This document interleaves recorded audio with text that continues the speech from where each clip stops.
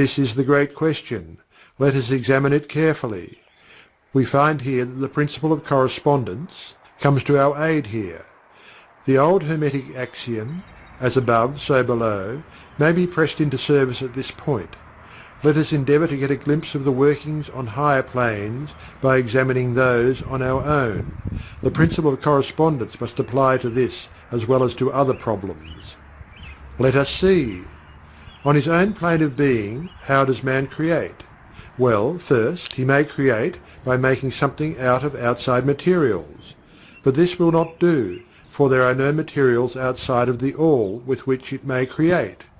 Well then, secondly, man procreates or reproduces his kind by the process of begetting, which is self-multiplication, accomplished by transferring a portion of his substance to his offspring. But this will not do, because the All cannot transfer or subtract a portion of itself, nor can it reproduce or multiply itself.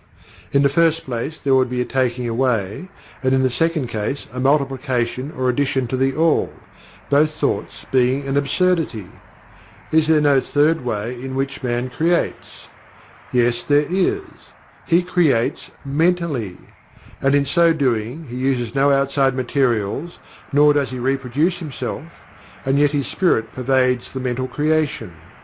Following the principle of correspondence, we are justified in considering that the All creates the universe mentally, in a manner akin to the process whereby man creates mental images, and here is where the report of reason tallies precisely with the report of the illumined, as shown by their teachings and writings.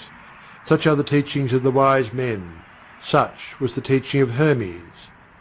The All can create in no other way except mentally, without either using material, and there is none to use, or else reproducing itself, which is also impossible. There is no escape from this conclusion of the reason, which, as we have said, agrees with the highest teachings of the illumined. Just as you, student, may create a universe of your own in your mentality, so does the All create universes in its own mentality.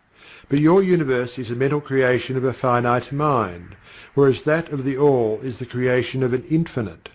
The two are similar in kind, but infinitely different in degree. We shall examine more closely into the process of creation and manifestation as we proceed. But this is the point to fix in your minds at this stage. The universe, and all it contains, is a mental creation of the All. Verily, indeed, all is mine.